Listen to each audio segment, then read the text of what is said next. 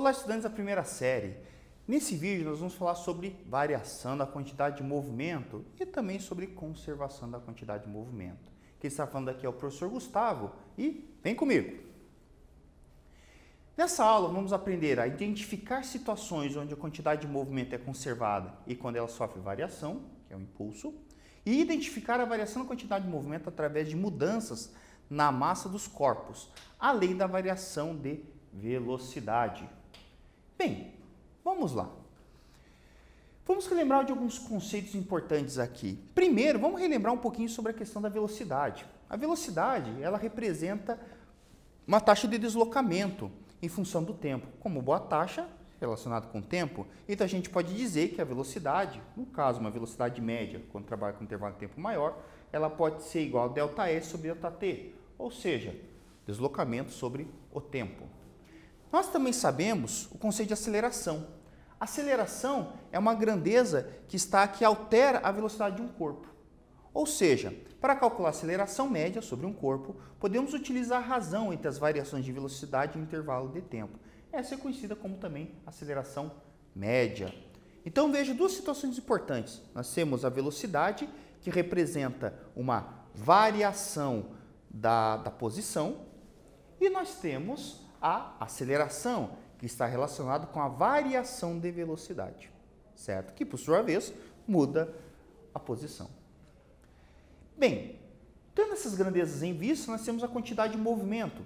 A quantidade de movimento, ela representa o produto entre a massa do objeto pela sua velocidade. Essa quantidade de movimento ela é vetorial e possui a mesma direção e sentido da velocidade. E a gente pode dizer que, para uma situação em repouso, a quantidade de movimento ela é nula. Por quê? Por mais que o objeto tenha uma massa, ele não tem velocidade. E como a gente sabe, né, se todo número que é multiplicado por zero, acaba sendo zero. Beleza? Bem, mas vamos pensar no seguinte, né? O meu objetivo de hoje é fazer algumas discussões mentais aqui. A primeira delas: por que um objeto no espaço tende a se movimentar sem mesmo ter alguma propulsão?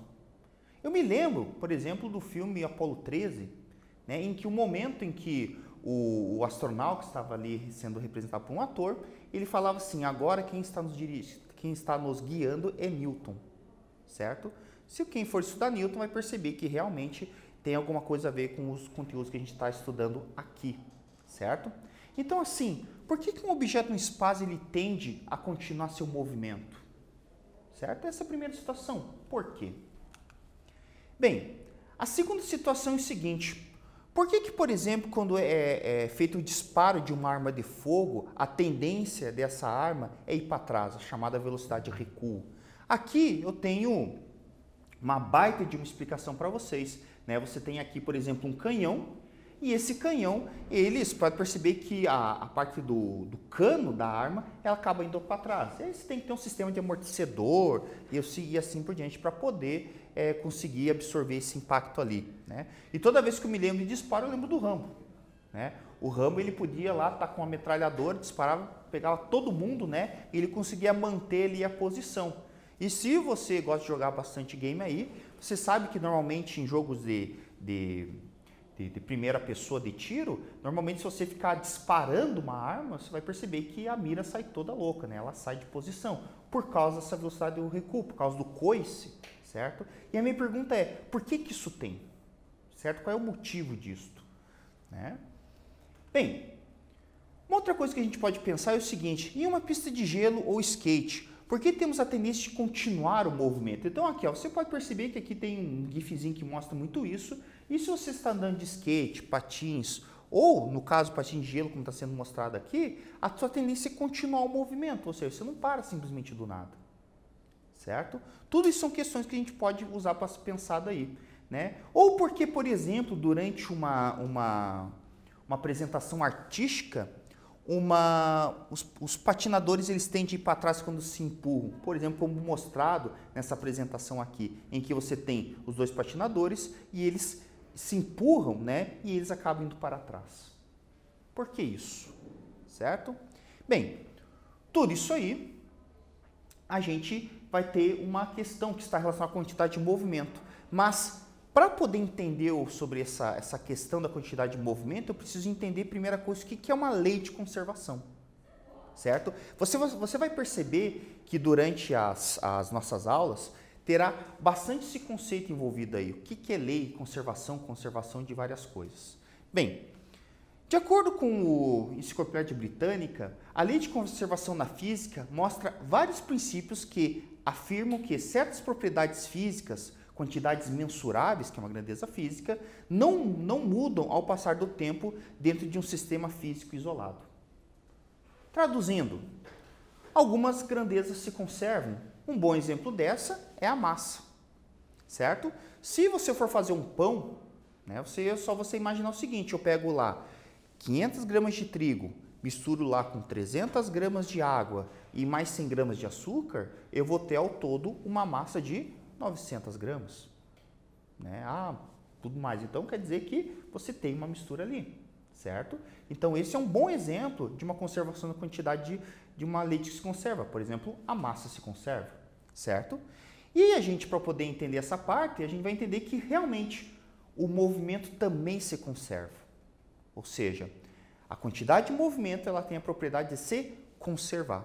Então, ela não simplesmente some do nada ou surge do nada, certo? Ela pode variar, mas caso não tenha um agente modificador, a tendência dela é continuar.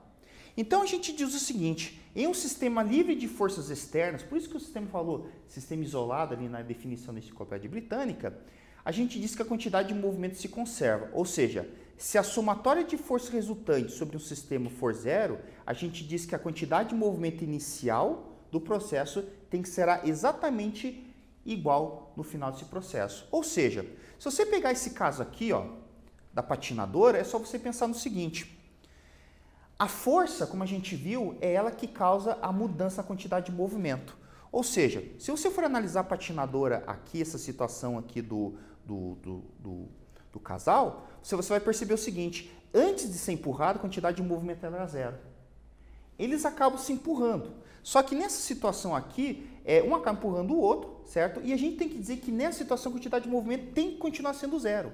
Ou seja, para que isso aconteça, um é obrigado a ir para trás e o outro é obrigado para frente.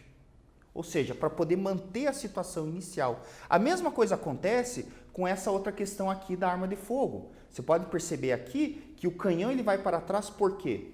Porque como o sistema ele é muito rápido, a força ali, as colisões são muito rápidas envolvidas ali, certo? Você percebe que a bala, né, o projétil, melhor dizendo, ele está com uma velocidade zero antes do disparo, certo? E depois do disparo, ele adquire uma certa velocidade. Mas ele tem que se conservar essa quantidade de movimento, ou seja, se no início era zero, no final, a soma da quantidade de movimento também tem que ser zero, mas a bala está em movimento. Então, para poder compensar isso, o canhão, né, o tubo do canhão é obrigado a ir para trás. Ok? Quem vai explicar um pouquinho melhor sobre esse conceito, por exemplo, de forças e tudo mais, vai ser o Newton. Mas nesse momento, em colisões, nessa parte de disparo de arma de fogo, ou, por exemplo, nessa parte do sistema artístico aqui, que você percebe que você não tem aderência com o solo, por exemplo, a gente pode dizer que realmente a força ela é zero, ok? Então, por isso que o movimento se conserva. Ok, meus queridos? Bem, para poder mostrar um pouquinho melhor isso, eu vou fazer esse exercício com vocês aqui, mental, certo? Então, imagina o seguinte, eu tenho duas bolas colidindo uma com a outra, elas colidem e depois elas apresentam esse movimento aqui. Ou seja, elas estão se aproximando, certo? Uma com relação à outra, elas batem e depois elas se afastam uma da outra. O que acaba acontecendo? A quantidade de movimento antes vai ser a soma das quantidades de movimento de cada bola, ou seja, da bola A e da bola B. Ou seja, a quantidade de movimento antes vai ser igual a massa vezes a velocidade A mais a massa vezes a velocidade do corpo B. Depois da colisão, eu vou ter a mesma expressão, ou seja, a quantidade de movimento ela tem que ser a mesma, tanto no início como no final. Ou seja, massa vezes a velocidade do corpo A mais a massa vezes a velocidade do corpo B. Essas são as quantidades de movimento. Então, com essas informações ali, e lembrando que nesse sistema as forças externas são igual a zero, certo? Eu vou dizer que essa quantidade de movimento se conserva, ou seja, Q antes é igual a Q depois, eu vou ter em módulo essa expressão aqui, ó, que a massa do corpo A vezes a velocidade do corpo A mais a massa do corpo B vezes menos a velocidade do corpo B vai ser igual a massa do corpo A vezes a velocidade negativa do corpo A mais a massa do B vezes a velocidade do corpo B, certo? Lembrando que, nesse caso, no lado da esquerda, eu tenho o lado antes e depois eu terei o lado depois, certo? Esse aqui foi apenas um exemplo, ou seja, percebam que o sinal da velocidade aqui, ela mudou por causa dos sentidos ali envolvidos, ok? Bem, para ver como é que vocês estão, eu vou fazer um quiz aqui com vocês. Ele diz o seguinte: considere uma estação espacial já fora da atmosfera da Terra e sem interferência de qualquer forças externas. Quando ela retira um dos seus módulos, reduzindo a sua massa, a sua velocidade tende ao quê? A aumentar, permanecer constante ou diminuir? Eu vou dar um tempinho para vocês e daqui a pouco a gente responde essa questão.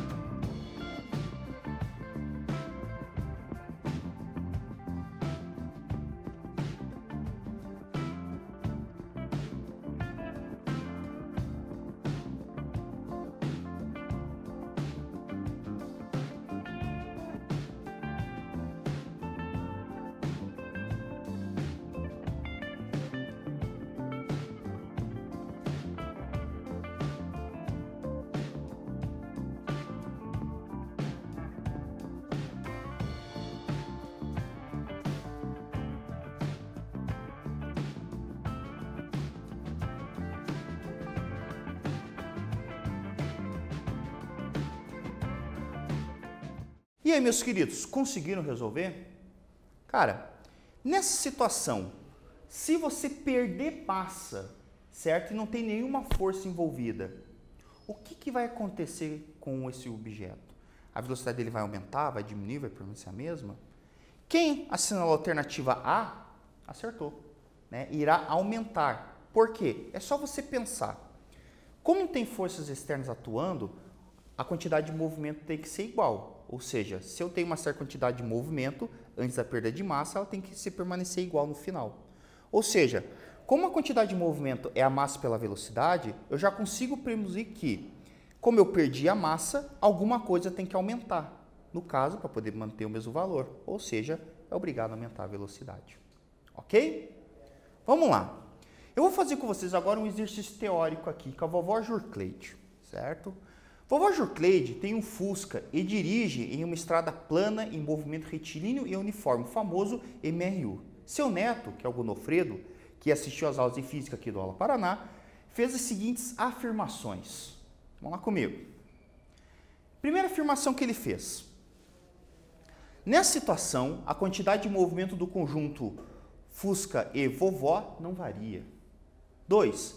A força resultante sobre o conjunto, apesar da vovó ter que manter o pé no acelerador para manter a velocidade, é zero.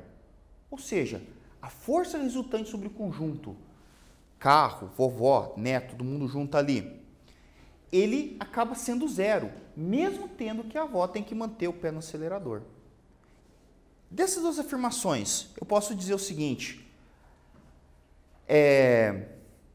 está certas as duas afirmações?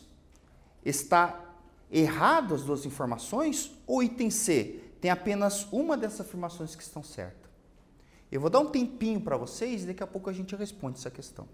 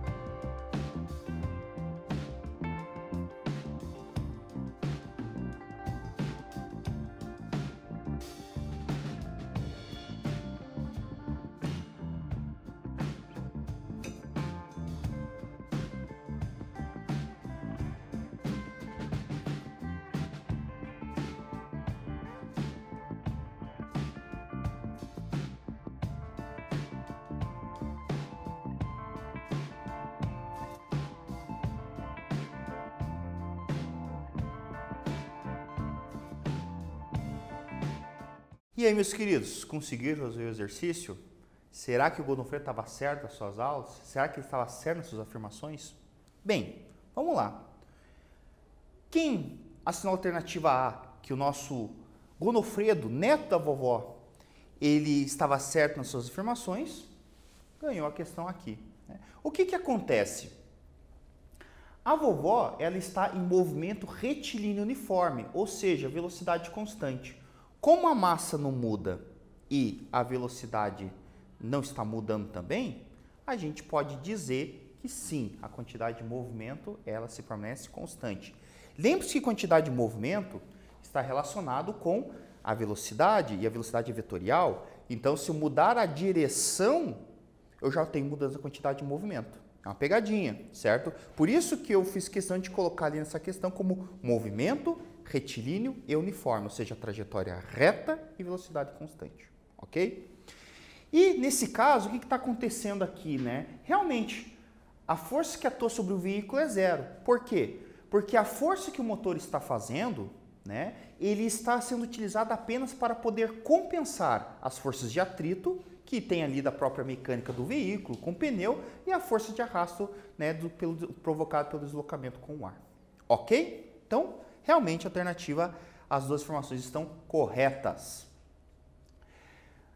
Vamos fazer mais um exercício aqui. Diz o seguinte: um peixe de massa de 3 kg nada a 2 metros por segundo. Em um certo momento, ele vê uma presa de uma massa de 1 kg em repouso. Uma presa dando sopa ali, certo? Determina a velocidade do conjunto após o momento em que a presa foi devorada. Ou seja, é uma ideia lá do litoral, certo? Nós temos lá o peixe, um peixe grande, está vendo um peixe pequeno, certo? Uma presa envolvida. Essa presa está parada, como ela disse, e vem e pega, certo? Imagina uma coisa, um momento, naquele instante, naquele momento ali que está acontecendo isso. O que acontece com a velocidade do nosso peixe? Certo? Lembrando que agora, peixe e presa são uma coisa só. Essa velocidade passou para 2 metros por segundo, para 2,5 metros por segundo, passou para 1,5 metros por segundo, passou para 1 ou passou para 0,5 metros por segundo. Certo? Eu vou dar um tempinho para vocês e daqui a pouco a gente responde essa questão.